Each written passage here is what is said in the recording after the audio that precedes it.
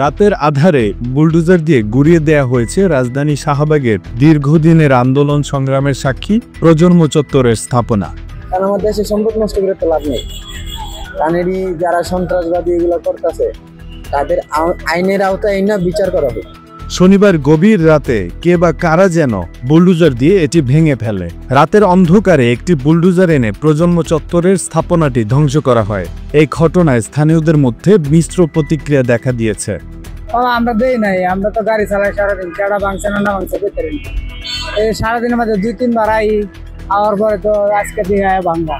তবে কারা এটি ভেঙেছে বা কোন কর্তৃপক্ষের নির্দেশে এটি করা হয়েছে সে বিষয়ে আনুষ্ঠানিক কোনো বক্তব্য পাওয়া যায়নি।